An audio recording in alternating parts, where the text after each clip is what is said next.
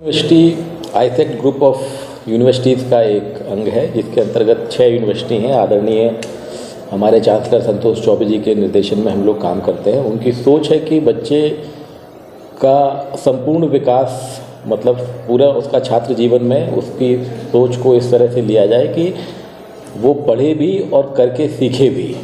जो मेन हमारा वो है स्किलिंग हमारा मेन फोकस रहता है। अगर बच्चा जो पढ़ रहा है वो उसको प्रैक्टिकली करके देखे तो ज़्यादा समझता है, प्लस उसको वैश्विक चुनौतियों का सामना करने के लिए हम उसको तैयार करते हैं। तो हमारा मेन फोकस प्रैक्टिकल्स पे ज़्यादा रहता है। चाहे वो इंजीनियरिंग का फील्ड हो तो हमारे यहाँ वर्ल्ड क्लास लैब्स हैं जो अलग अलग कंपनीज़ के द्वारा भी हमारे यहाँ स्थापित की गई हैं, चाहे वो हीरो हो या हुंडई हो, इस तरह की लैब्स हैं। दूसरा, अगर आप प्रोफेशनल कोर्सेज़ में देखेंगे तो चाहे मैनेजमेंट में हो, लाइक अगर एक बच्चा BBA BCA आता है तो उसको थ्योरी के साथ में अगर टैली और इस तरह की चीज़ों को आप थोड़ा सा नर्चर करते हैं तो जब वो फील्ड में जाता है, फील्ड में जाके उन चीज़ों का सामना करने के लिए बेहतर वो होता है। अदरवाइज़ केवल थ्योरेटिकल अगर ज्ञान हो तो उतना कॉम्पिटेंट नहीं होता है। तो प्रैक्टिकल नॉलेज से बच्चों का संपूर्ण विकास, ये हमारी सोच है और उसी सोच पे हम चलते। ठीक कहना है आपका। बहुत सारी यूनिवर्सिटी हैं, अपनी अपनी सोच है, अपना एक्सपीरियंस है। जिस तरह से भी बच्चा, उसके पास ऑप्शंस कई हैं, पर एक यूनिवर्सिटी चूज़ करने से पहले उसका प्लेसमेंट देखना, क्योंकि अंततः हम जब समाज में जाते हैं तो प्लेसमेंट और इस तरह की चीज़ों पर ही ज़्यादा फोकस होता है। तो क्या यूनिवर्सिटी का प्लेसमेंट है, प्रैक्टिकल सुविधाएं क्या है, लिविंग स्टैंडर्ड क्या है। और केवल यही नहीं, केवल आपको एक छात्र जीवन में पढ़ने से ही वो नहीं होता, आपके संपूर्ण विकास के लिए स्पोर्ट्स और बाकी चीज़ें भी आपको उतनी ही ज़रूरी हैं।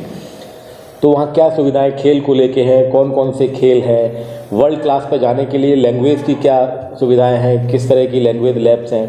और फाइनली जब आप आते हैं तो प्लेसमेंट प्लस केवल आपको जॉब ओरिएंटेड बनाना या आपके संपूर्ण विकास के लिए आपको खुद भी जॉब देने की कंडीशन में हो, जो हमारी भारत सरकार का भी अभी सोच है।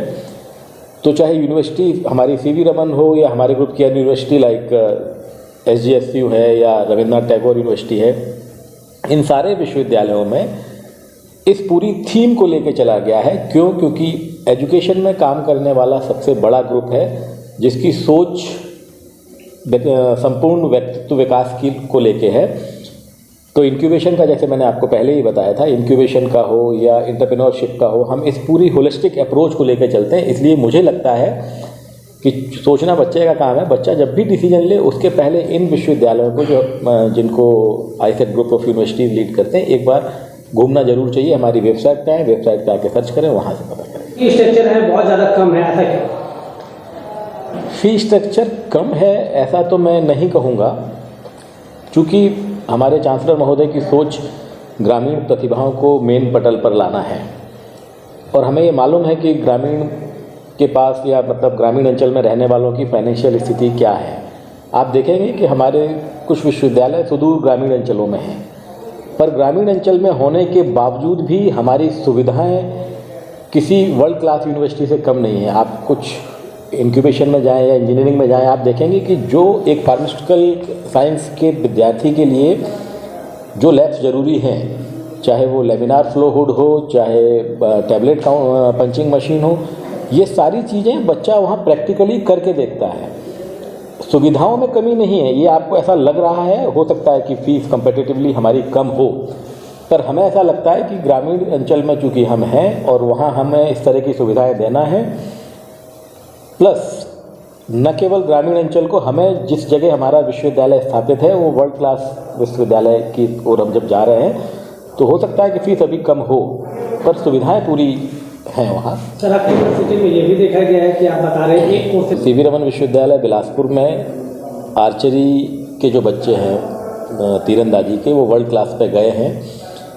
और खेल की सुविधाएं आपने देखा होगा, चाहे वो बास्केटबॉल हो, क्रिकेट हो, आपका लॉन टेनिस हो, आर्चरी हो, वॉलीबॉल हो, इनके एटलीस्ट राष्ट्रीय स्तर के खिलाड़ी वहाँ से निकल रहे हैं और ग्राउंड भी उतने ही अच्छे हैं। तो उस तरफ भी हमारा अप्रोच है कि बच्चा केवल पढ़ाई तक सीमित न रहे, उसके व्यक्तित्व विकास के लिए और भी जो चीज़ों की ज़रूरत है वो उसे वहाँ मिले। सर, बिहार के बच्चों में देखा जाता है कि ज़्यादातर अंग्रेजी में वीक होते हैं, 10th-12th के बाद बच्चे बाहर पढ़ने चले जाते हैं और फिर जो यूनिवर्सिटी है वो बिहार में टाई अप जरूर होती है, पैसे लेने के लोग में बच्चों को एडमिशन कराती है। सर, आपके यूनिवर्सिटी में किस तरह की फैसिलिटी दी गई है बिहार के बच्चों के लिए? न केवल बिहार के बच्चों में, बहुत सारे बच्चों में इंग्लिश को लेकर दिक्कत होती है। इंग्लिश के दो ही वो हैं, या तो बच्चा परेशानी फील करता है या उसमें बहुत ज़्यादा कंफर्टेबल होता है। जो बच्चा थोड़ा सा लैंग्वेज को लेके परेशानी फील करता है, उसको जब हम एडमिशन लेते हैं, जिस दिन एडमिशन होता है उस ड्यूरेशन में हम उसका ब्रिज कोर्स चलाते हैं और केवल वहाँ इंग्लिश स्पीकिंग को ही वो करते हैं। उसी में बच्चे का जो एक्चुअली ये हेजिटेशन है, कुल मिला के बच्चा अंग्रेजी में वीक नहीं होता, हर बच्चे ने वो ग्रामर उतनी सब पढ़ी होती है, सब कुछ पढ़ा होता है, केवल उसका हेजिटेशन है। तो साइकोलॉजिकली उससे जो परेशानी होती है उसको हम जो पहले 2 महीने की क्लास है उसमें उसको कॉम्पिटेंट बनाने की 2 दिन फ्री ऑफ कॉस्ट वहाँ क्लास चलती है। इसके अलावा कई सारे सर्टिफिकेशन कोर्स हैं, जिस ड्यूरेशन में वो अपनी रेगुलर की पढ़ाई वहाँ कर रहा है उस ड्यूरेशन में वो सर्टिफिकेशन कोर्स भी कर सकता है, जो हमारे विभिन्न वो हैं उनसे। लेकिन इसके साथ साथ ये है कि जो अभी केंद्र सरकार का राष्ट्रीय शिक्षा नीति जो है वो हमारे तीनों विश्वविद्यालयों में लागू हो गई है, 1-2 चीज़ों में, 1-2 रेगुलेटरी बॉडी के कोर्सेज छोड़ के, तो वहाँ डुअल डिग्री भी आप आसानी से कर सकते हैं, जो अभी नया ट्रेंड है। तो बहुत सारे जो अभिभावक होते हैं बिहार में, नेक ग्रेडिंग या NIRF ग्रेडिंग, ये शिक्षा पद्धति के मूल्यांकन के तरीके हैं केंद्र सरकार के। नेक की टीम जब आपकी विश्वविद्यालय में विजिट करती है, आपके संस्था में विजिट करती है, तो वो अपने अलग अलग पैरामीटर्स पर इन सारी चीज़ों को देखती है और बहुत माइन्यूटली देखती है।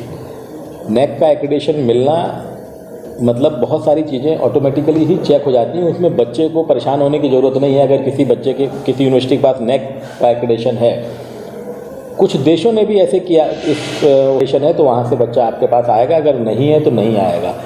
तो नेक और NIRF ये 2 संस्थाएं हैं जो उच्च शिक्षा में मूल्यांकन का काम करती हैं और इनकी ग्रेडिंग मिलना एक बड़ा चैलेंजिंग वो है। और फॉर्चुनेटली CV रमन विश्वविद्यालय को नेक से A ग्रेड मिला हुआ है और रविन्द्रनाथ टैगोर विश्वविद्यालय NIRF रैंकिंग में है। मैं Devendra PS Yadav, director admission, doctor CV Raman university Bilaspur, admission incharge, ISEC group of university.